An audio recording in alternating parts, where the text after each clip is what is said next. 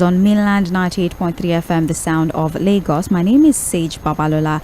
Of course, you're on to the station that cares about providing you with information and, of course, in-depth analysis regarding events that are happening in the country and beyond. Well, a very big welcome to you to Trends in the Papers. Like I said before, this is where we provide you with information, the latest update and insightful analysis on or from the different newspapers. Today, as always, we're going to be reviewing the top stories making the headlines, from politics to business to state of the economy, etc. We're going to cover all of it, and today we're going to explore the most pressing issues that are being reported. We're going to do some sort of comprehensive overview of the stories, so get ready for an engaging and informative newspaper review this morning on Trends in the Papers. This is going to happen till 8:30 a.m. where we go on a break, and then we come back for Mainland Focus, which is now extended to 9:45 a.m. Don't forget that by 1 to 3 p.m. today we're going to have our open forum. This is where we're going to have conversations about events playing out. Consider it an extended version of open mic, but it's open forum from 1 to 3 p.m. with Said Fuad. With that being said, we do have the Guardian newspaper with us, we have the Punch, and we have the Nation newspaper. We're going to kick off conversation with the Guardian newspaper, but before then, let's talk to Fuad Said. Good morning to you, Fuad. I'm very well, thank you. How are you, Fuad? Okay, I think I'm the only person who's able to hear you. I don't think that people outside can hear you. All right, let's try this. Hello. Hello, good morning, Faith. Yes, good morning. We're not really able to hear you quite well. Maybe we'd have to reconnect with you. I don't think that those or the public are able to hear you. We sincerely apologize. This is becoming something of a ritual. That is why I keep apologizing for this. But then, like I said, we do have the Guardian newspaper, we have the Punch, and we have the Nation newspaper. We're going to have to continue conversation until we get Fuad Said on the line as our tech team attempt to resolve this particular issue. Well, on the front page of the Guardian newspaper, we have here anxiety as CBN sacks boards of Union, Keystone, Polaris Bank. That is the headline. Let me read to you what the story says, and hopefully we get forward before we start analyzing this story. There are riders to the story. Decision taken after marathon meeting of COG or Bazi team. Tinubu grants accelerated approval for dissolution. Apex Bank to announce interim management boards today. Now, the story says the federal government has taken over 3 commercial banks, Union, Polaris, and Keystone, following the dissolution of the management and boards by the Central Bank of Nigeria yesterday. In a statement signed by the Acting Director of Corporate Communications, Hakama Sidi Ali, the bank said the action became necessary due to a non-compliance of these banks and their respective boards with provisions of Section 12C, F, G, and H of the Banks and Other Financial Institution Act of 2020. Now, the infractions of these banks vary from regulatory non-compliance, corporate governance failure, disregarding the conditions under which their licenses were granted, and also their involvement in activities that pose a threat to the financial stability, among others. Apparently, even the acquisition of some of these banks, for example, the acquisition of Union Bank by Titans was allegedly done by proxy, and 2 other banks as well. They acquired these banks using proxies, and there's some sort of discrepancies with the financial aspect of the acquisition as well. Hence the decision of the private investigator that was hired by the president, Obazi, to call into an investigation, and so far they found certain discrepancies, which has now led to the sacking of boards of all of the banks that have been involved in this investigation, and new heads of these banks are going to be announced. Once we get Fuad Said on the line, we're going to ask questions about all of these discrepancies and the need to further even broaden investigation into our private organizations. Remember that the CBN was supposed to be at the center of the investigation, but now we're seeing that even private banks in one way or the other may be involved in some sort of misappropriation. So we're going to talk to Fuad Said when we get him about what implications these discoveries are going to have on the banking system. Now, on the part of the people, a lot of people in reaction to this information are afraid for their monies. They feel feel? What is going to be the repercussion of this? Are we going to lose our monies? Is the bank going to shut down? Are we going to see a situation where we cannot access our cash? But then they're hearing that is not at all the case. That's not the case at all. We're only changing the heads of this organization, and the monies of people are safe. Let's try to get Fᴜʟʟ back on the line before we proceed with conversations. All right, you're still listening to Trends in the Papers on Mainland 98.3 FM. We are actually streaming live on Facebook and YouTube, so you can join us on social media. We're streaming on Facebook and YouTube. Go to Mainland 98.3 FM on Facebook and YouTube, and you can connect with us. Hello. Hello, Fuad. All right.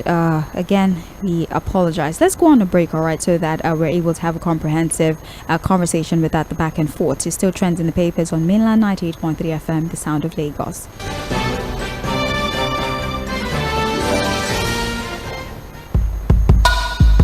Knowledge is power. Information is key. And that is why we aim to unlock the doors of opinion, unveiling the stories that need to be told. Join Omobola Sandra and Sage Babalola on the Morning Express on Mainland 98.3 FM from 5 a.m. to 11 a.m.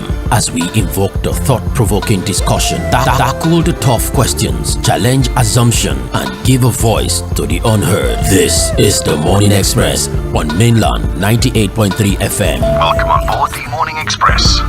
Good morning.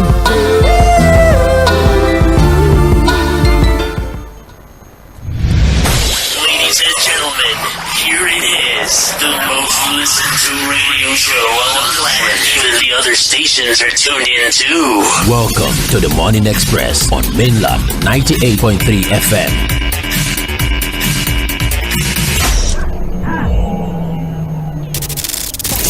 Follow us on all our social media platforms on Instagram, Facebook, and YouTube at Mainland 98.3 FM, on Twitter at Mainland FM. We are the sound of Lagos.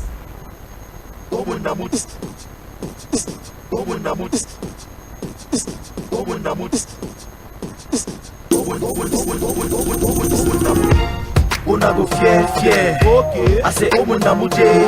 Okay now. Una go fear, cause I dey show for your face, I dey bust una ear. Okay.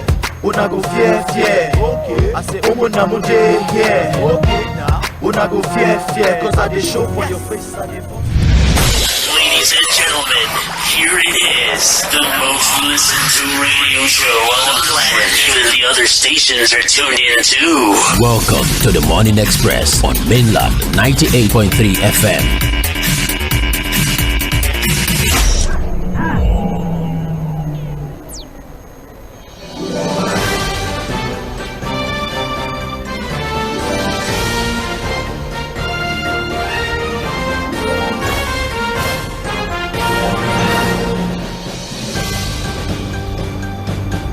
Welcome back, and our sincerest apologies for the disconnection. We're back now, still having conversations from the headline as reported on the front page of The Guardian. Let's confirm that we have Fᴜʟʟ with us before we proceed. Fᴜʟʟ, are you able to hear me now? Hello? All right then. Well, moving forward, we have on the front page of The Guardian, calls for expanded probe intensify as permanent secretary takes charge from Edu.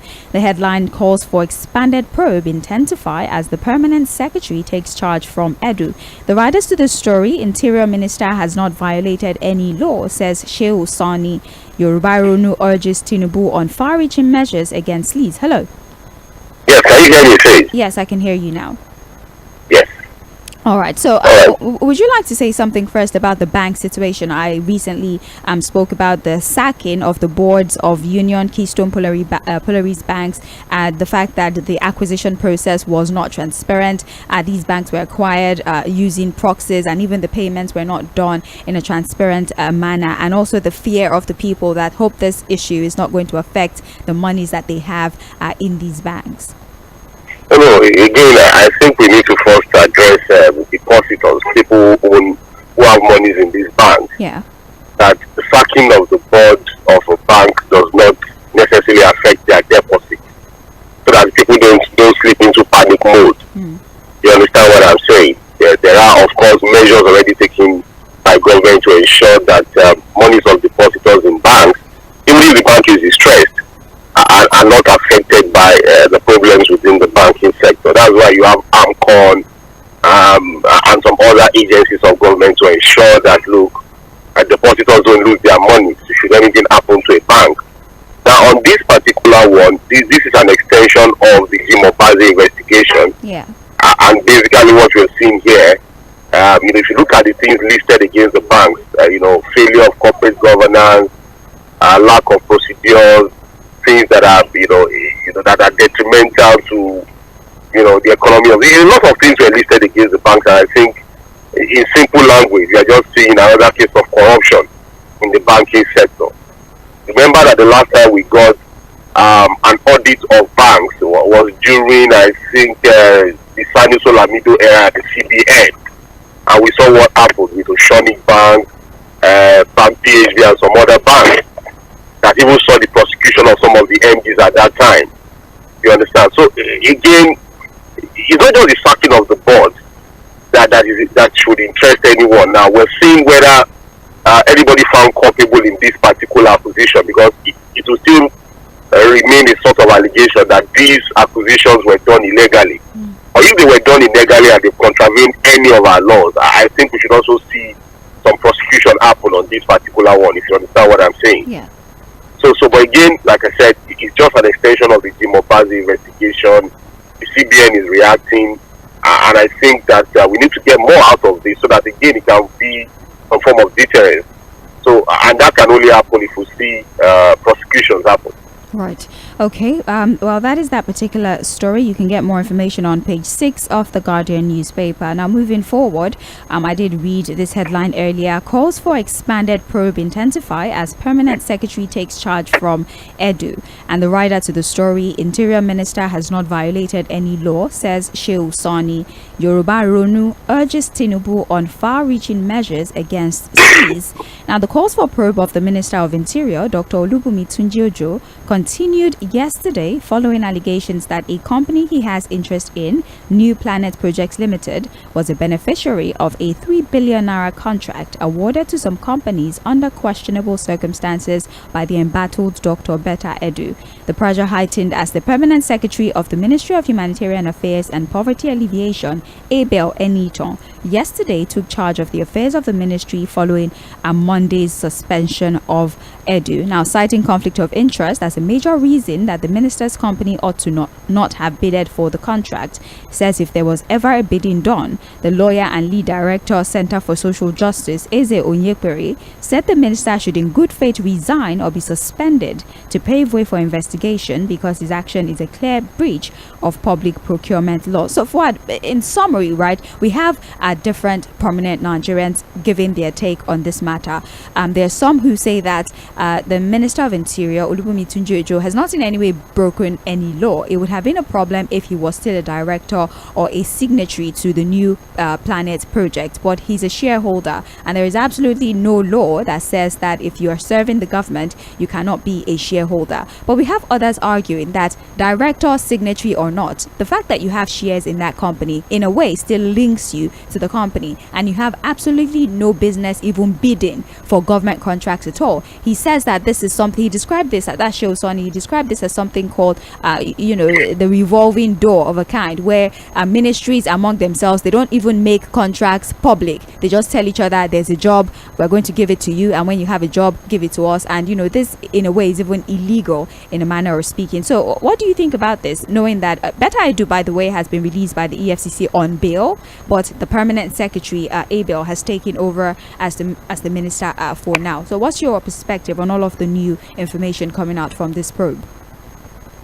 Well, you can say it. Well, what we're looking at here with Minister Olubunmi Tunji-Ojo, the Minister of Interior, is the issue of conflict of interest, or what you can call vested interest. Of course, he has given his own explanation. The report has also, some of the reports have shown that he has also been summoned to the Aso Villa to meet with the president. I'm sure the president will be asking him one or two questions. Because again, if there's out of all of the ministers that have been appointed so far, he's been one of the best performers, if you understand what I'm saying. He's done very, very well, at least if you're going to be comparing him with what other ministers have been able to do so far. So on that basis, you see that a lot of Nigerians seem to have a bit of solidarity for him, like, oh, it shouldn't be him that will be caught in this web of corruption. But the issue is the issue, say, irrespective of whether Oluwabumi Tuju has done well so far as a minister. The reality is that the company he founded, even though he said he resigned from the company in 2019, has gotten part of this particular ridiculous contract. Like I said, it's a 3 billion naira contract, basically on the National Social Register. And what was the contract? To verify the National Social Register. Yeah. So he said that, look, he resigned in 2019, but he's actually still a shareholder of that company. I don't know whether you can hear me. Yes, I can hear you, Ford. So what people are saying is that, look, the fact that he's a shareholder and he got this huge chunk of money from the 3 billion naira, I think what he got in two tranches, about 430-something million naira, in itself shows that, there's a big bit of conflict of interest here. They actually linked to him. But again, we'll continue to have these conversations. But like you said, these are things that naturally happen within the government circle. How contracts are awarded, who gets what. Sometimes you see people just open there, putting. What needs to resign for the investigation to go through, or he should just maintain his establishment of conflict when he needs to resign? Who can begin all of that? Then, all right. This on Facebook, and also we have here, X who box was in Nigerian government funds in the federal government, transferred a total sum of about 10 billion to 165 private accounts. So we need to start looking at that as well, since we're building, the probe of Betta Edu on the fact that she allegedly transferred or requested that monies be transferred to a private account. Well, again, there's a lot of breach. And of course, what the Guardian newspaper is doing is also to just bring to the notice of people how some of these things, how some of these laws of government are completely violated. If you look at the reasons why some of these monies were transferred, you understand that, okay, the excuse would be that, look, we're actually paying people directly for different programs. So, I always say it to fight what I'm saying. Abdicated who was on a working infrastructure working there. Penford is acts that autonomy. Sometimes they set up these state universities. Oh, okay, before I leave as governor, let my people also know that I did something for them. So you find that most times they set up the universities in their own constituency as a form of give back to their own people. So when they set up these universities, they are not really thinking about universities, how to build infrastructure. Yes, state fund is supposed to help, with the funding of universities. It's supposed to be a fund where partial institutions can apply to get some form of funding, for our universities. But they can't do it, but that's what they are saying. There has to be some level of real commitment, because again, we are talking about state-owned universities now, not the federal-owned universities. So a lot of these governors, just set up these universities. And that's why if you go to some state universities, not all, they are not better than what you can call a secondary school. Most of them are glorified secondary schools. They're just there, they acquire one big acres of land, and then maybe 1 or 2, 3 buildings here and there, and then they call that a university. The funding is poor, infrastructure is poor, the quality of teaching is poor because they can't even employ quality lecturers to pay them well and all of that. You understand what I'm saying? So that's why we keep saying that, look, it's not just about establishing this university. You have models, you have plans on how to ensure proper funding and quality education in this university. So I agree that a lot of these governors have abdicated their responsibilities when it comes to of these universities. And unfortunately, a lot of these state universities are also very expensive to compare them to federal universities. Yeah. But I think the conversation here should be, how do we ensure proper funding for universities so that we're not just producing half-baked graduates who eventually get into the labor market and can't fit in. Right. Well, this story is on page 30 of the Guardian newspaper. We have a lot of editorials here. There's one that, austerity between call for sacrifice and leading by example. I think it solidifies, the conversations we've been having on radio about how the government, they're asking the people to tighten their belt and their own belts are very loosened, right? So there's an editorial or some sort of news analysis on the Guardian or on the front page of the Guardian newspaper. You should check that. There's also one here about the Third Mainland Bridge bridge closure. Commuters lament chaotic traffic, seek reprieve. I think yesterday on the big talk with Omobola Sandra, we had the GM Lasma Bakari Okeolalekan join us to talk about the efforts that is being put in place to make sure the consequences of the 8-week closure of the third mainland bridge for repair is not too disastrous for the people. I mean, of course it will be uncomfortable, but last mile in collaboration with other stakeholders is trying to control the traffic situation at this time. We also have here court remands ex-minister Agunloye in Kuje Center.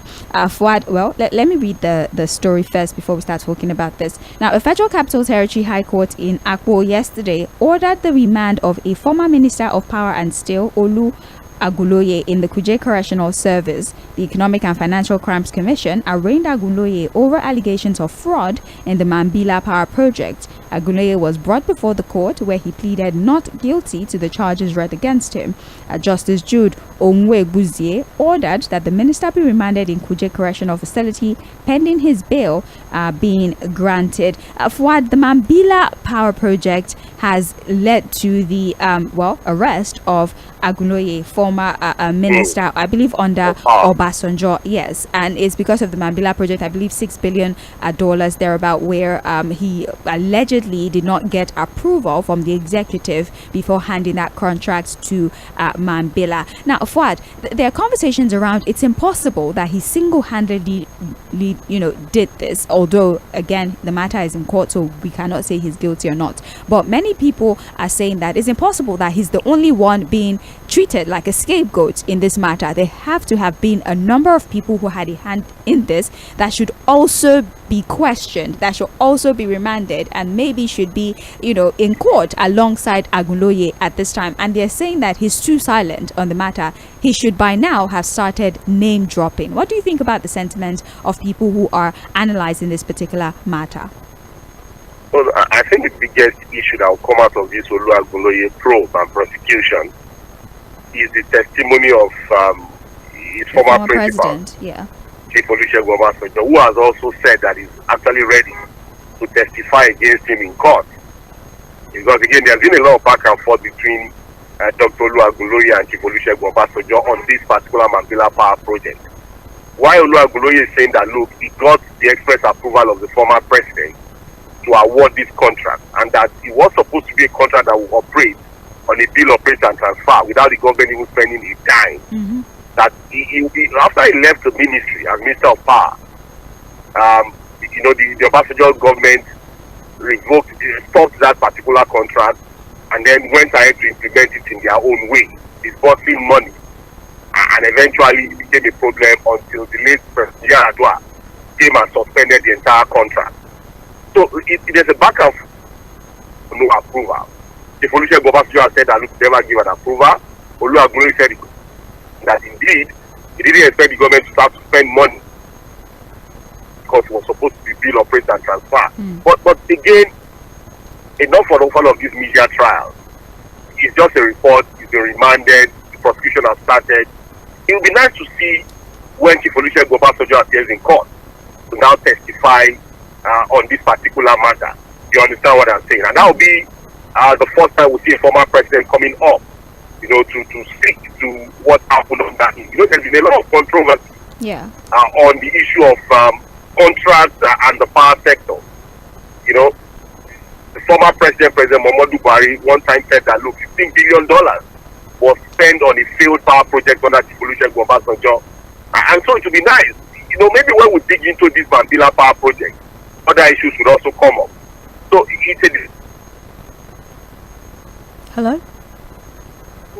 Appear in court to testify and speak to this particular matter. The SEC has also said that it would be nice to also have some, I think they've also written to the former president asking one or two questions on this particular probe. So it's also an interesting one that will continue to follow. Well, that's it for the Guardian newspaper. You can find more details on page 5 of the Guardian newspaper. The rest of the stories here are more or less editorials and news analysis, so you can pick a copy of the Guardian for today if you like more insight into those news analysis reported on the front page. This is still Trends in the Papers on Mainland 98.3 FM, the sound of Lagos. My name is Sage Babalola. I'm having a conversation with Fuad Said. Together we're reviewing the papers. We just went through the Guardian newspaper and now we're about to move to the Punch newspaper. We're live on Facebook and YouTube, so do well to join our streaming platform. You can choose to be on Facebook or YouTube, whichever is more convenient for you, and then you can watch us live, and then you can also in fact start to drop your submission on the stories that we're reviewing as we go through them one after the other. All right, now to the Punch newspaper. The top story: CBN sacks Union Polaris Keystone Bank boards. We reviewed this earlier. We also have EFCC quizzes top ministry officials. ICPC recovers 50 billion naira. This is an update on the Beta Edu probe, who has now been released by the EFCC on bail. Now let's talk about the state of our finance. Fuad, naira has plunged to 1,082 naira to a dollar after CBN $2 billion repayment. That is in the Punch. We have here the naira has lost 26.36% of its value against the dollar at the official investor and exporter window of the foreign exchange market since the Central Bank of Nigeria announced that it has cleared $2 billion as part of its backlog obligation. On Monday, the Apex Bank disclosed that it paid $2 billion from the backlog of its forward contract obligation. It stated this when it revealed that it had disbursed $61.64 million to foreign airlines as part of the matured foreign exchange obligation. So, Fuad, as you know, there's been a lot of conversations about certain airlines being able to get their monies from the CBN because of the forex crisis. Now, the CBN said they've been able to clear at least some $61 billion backlog of these payments. But unfortunately, the side effect of this payment, of this backlog that has been cleared, has led to the naira losing about 26% of its value. So as it stands in the INE window, naira to a dollar is 1,082. Well, see, again, I don't think the loss of, the drop in the value of the naira against the dollar is solely because of this particular payment. The entire money is about $800 million. See, and what we have just been able to do is about $61 million to some of these foreign airlines and all of that. I think there are other factors, leading to, of course, making the naira plunge against the dollars. At the official window now, that's about 1,000 and something. I'm sure if we check at the black market, at the parallel market now, probably would be around 1,260, 1,270. I really don't want to scare anybody, but I must say that experts are predicting that we may be seeing a situation where the dollars will be closing at the end of the year 2024 if nothing drastic is urgently done. We may be getting to the point where the naira will exchange the dollar at 2,000 naira. I don't want to say God forbid, because this is not a matter please, of God forbid. Please, God forbid. No, are we not moving towards it? We're already inching towards it. The whole of last year, early last year, we're still saying, oh, God forbid, the dollars will get to 1,000 to a naira. It will never happen. It happened before our very eyes. Now the dollar is inching towards 1,500. And like I said, experts are predicting, financial experts. It's not me just talking here. There are several reports by financial experts who are saying that if we are not careful, the way we're going, it's going to hit 2,000 naira to a dollar. And that's going to lead to serious economic crisis, whether we like it or not. So yes, if you see the reluctance of government to continue to remit, to people who own money, all of that, it's because of this. Because again, we don't even have enough forex in our system. Because again, when you withhold some of these monies, you are using it to defend your currency. But whether you like it or not, these are obligations that we have to meet up with. We have to pay these people because they are money. But beyond all of that, what can we do to save the naira? People will ask you, are there short-term solutions? You have mid-term solutions, you have long-term solutions. In my mind, I think all of the short-term solutions seem not to be working. Probably could have gotten worse. But even as it is, the recent interventions and all of that have not worked. It's just been a thing of temporary solutions. And the reality is that, look, there are people who are mopping up this foreign currency. There are speculators who have their hands, legs, toes, and everything on forex when it comes to just mopping up. And if you ask me, why are those guys? Say it's not ordinary Nigerians. Ordinary Nigerians don't have the capacity to push the country into this kind of forex crisis. It is still the people within and outside of government that are doing all of these things. You understand what I'm saying? Yes. In connivance with Burundi change operators. But what can we do as the people? Say, apart from monetary regulations and all of those kind of things, I think we now look at ourselves and tell ourselves the real truth.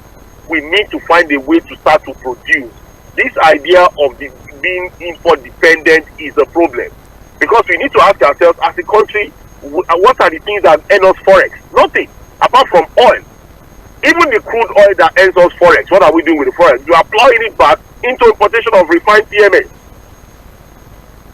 So it's all a complete mess, and I'm hoping that this particular government has the right strategy to tackle what we are facing, especially when it comes to this issue of forex crisis.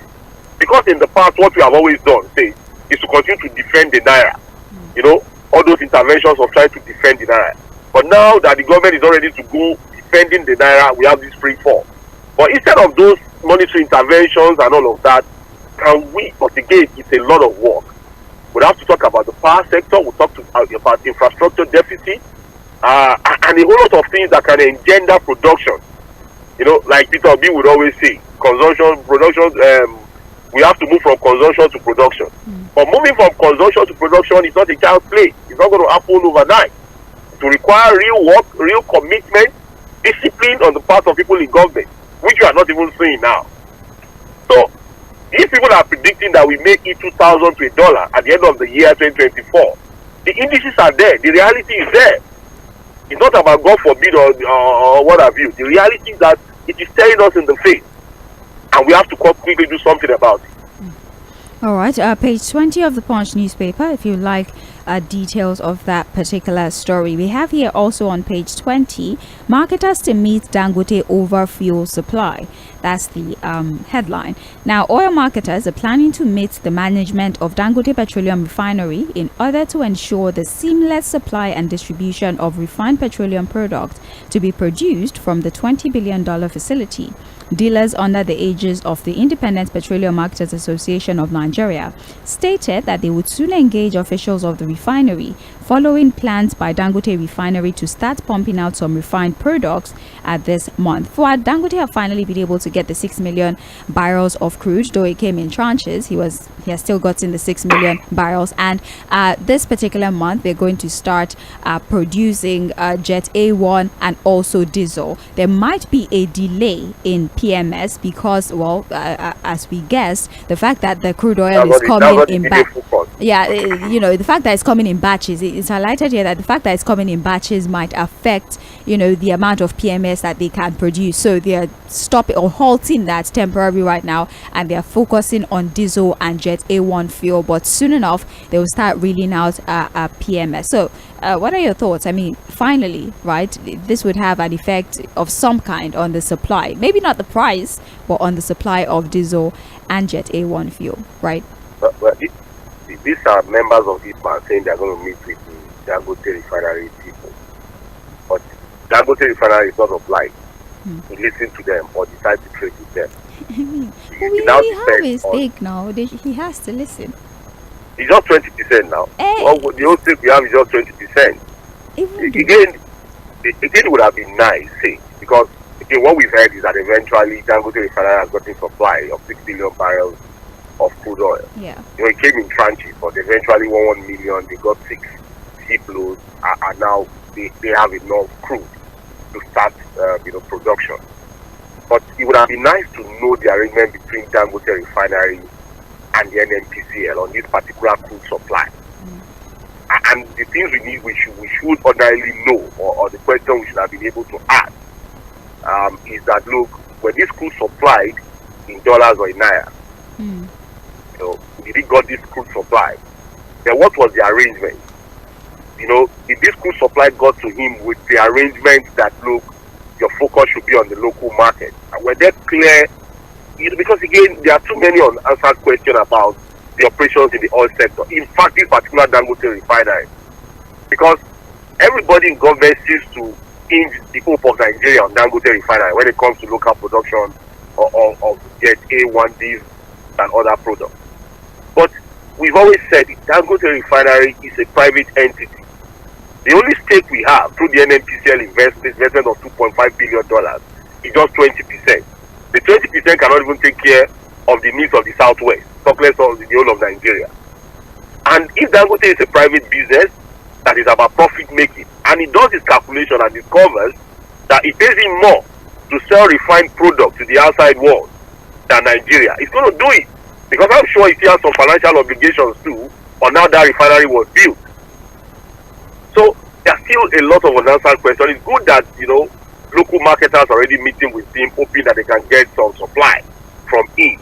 But I'm sure that the managers of Dangote refinery will be checking their books, looking at everything as to how they can recoup some of their money and begin to make profits. It's a private venture. So, again, I still have my questions and my worries as to how crude is being supplied to Dangote refinery. Because it took almost a month for us to be able to deliver 6 million barrels of crude oil to that refinery. Because it came in tranches. More than a month, really. And that's a refinery that's supposed to get a daily supply of 650,000 barrels per day. Yeah. So if a refinery is supposed to get a daily supply of 650,000 barrels, and in almost 2 months he struggled to get 6 million barrels, you understand that, look, there's still going to be a lot of problems with how to get crude supply to that particular refinery. Remember that at the start of its operation, the management of the refinery had told us that they were going to import crude into the country. Yes. Until we now later got the information that they got an agreement with NNPCL and they're going to get supply locally. So it's still not clear as to how the Dangote refinery will help our local consumption when it comes to PS like that A1, because we are not completely clear about how the operational model of that refinery is going to go. But let's see how it goes. Let's see whether the operations of that refinery, now that it can start fully, would help local supply when it comes to diesel, Jet A1 and PMS when it eventually happens. But for me, I think we still have to just continue to look and see what happens eventually. All right. Well, there you have it for that particular story. The story is on page 20 of the Punch newspaper. On page 22, we have COVID-19 not over, 10,000 deaths recorded in December, and this is from the World Health Organization. Now, in Nigeria or in the world? No, globally. All right, okay. Globally. I guess they're just reporting it because, it did start outside the country before it sipped into Nigeria. Anyways, the World Health Organization on Wednesday warned that coronavirus disease is still a major threat despite partially passing under the radar. And the United Nations noted that almost 10,000 COVID-19 deaths were reported in December. However, the figures are based on data from less than 50 countries, mostly in Europe and America. That's the part that I think we should highlight. So it's not in Nigeria. As we know that we like to panic. It's mostly in Europe and in America. Even if it's in Nigeria, people will not even. What people are facing now is time 10 bigger than coronavirus. Anyways, it's not here. People are facing shaky province now. Can any government anywhere in the world now tell people to sit down? I don't know the economic implication is going to have if there's any kind of lockdown in Nigeria. Like, I don't know what's going to happen. Then people to now sit down at home and lock them down. Well, it's not in Nigeria, it's in Europe, it's in America, but the World Health Organization is just saying. I just think that, somehow, human beings will eventually find a way to live with coronavirus like every other ailment in the past. You understand? I think that would eventually be the situation where there's a vaccine now. Coronavirus will now be one of those, diseases and ailments that human beings will learn to live with permanently. It's not the only virus that human beings have been dealing with for years, for centuries. There's a vaccine. There's a vaccine now, so the rate of contraction should be find a way to get it right. But that to lock anybody down now on anything called coronavirus will not work. We don't lock down anything. Anyways, finally for the Punch newspaper, Sanwo-Olu hails Otedola's 1 billion naira security donation. I saw that yesterday. His daughter presented it on his behalf to the governor. 1 billion naira, I think, for the security trust fund in Lagos State. Yeah, that's a great thing. It would help. it really would help, because there's a lot of security challenges, and any help we can get from any channel whatsoever. We can only demand for the judicious use of that money. Forward. They will use it. No, now we stand for doing what he did, but again, we have to get the government to now destroy use the it money for what they appropriately. collected it for. Okay. They should use it for what they collected it for. Okay. Yes, now. Oh yeah, they'll use it. We'll Maybe, have to. but anyway, the security trust fund in Lagos State, I think that's why you have the RRS and all of these arrangements in Lagos, the security fund. And that's why I'm saying that look, let's just hope that again, the way it has always been done, more judicious use of this particular money for security in Lagos State. All right, well, that's it for the Punch newspaper. Let me just use the 1 minute we have left before the end of the program to look through the Nation newspaper. It's reported why CBN sacked boards of union, Keystone Polaris banks. We spoke about that. Obaseki not backing me, painful, says Shaibu. Agua picks APC form. I'm trying to pick the story in the Nation, but the man has told him that he doesn't want him to run now. Yeah, but he said it's painful. They say it's everywhere, painful. I mean, you should support me. You know, we used to have a great relationship, so why don't you just support me? And so he's you know why I he's pity hot. Shuaibu? I see him as somebody who is now, I think he's obsessed with the idea of becoming the governor of Edo State. Is there anything wrong with being ambitious? Well, there's nothing wrong, but when it comes to this level of obsession, when it's almost like a desperation. Well, Recently, he was talking about Oshiomhole, later he's talking about Obaseki, and from everything we are getting in Edo State, this is just aggregating opinions and the information we are getting from Edo State and people that should know. I don't think it really stands a chance. Well, that's it for the Nation newspaper. On Vanguard, the only story we didn't talk about was retired Civil War soldiers protest unpaid 44 years pension in Oyo State. 44 years. How do you owe a person for 44 years? Anyways. Unpaid pension. Yeah, 44 years. Anyways, that's it for the Vanguard newspaper. A lot of them would have died. Do you know? Alive. I don't know. Do you know? Like, probably their family members are the ones still trying to get the payments, right? Anyways, that's it for Trends in the Papers for today. Thank you for coming along with us, and I appreciate all of those who stayed with us on our streaming platforms. We're going to go on a brief commercial break. We'll be back at 8:40 a.m. for Mainland Focus. It's Open Mic Thursday, so we're going to have conversations till 9:45 a.m. Fuadside will also join us for that particular segment of the Morning Express. Don't go anywhere. This is the sound of Lagos, Mainland 98.3 FM. My name is Sage Babalula. Mainland 98.3 FM. Don't touch the dial.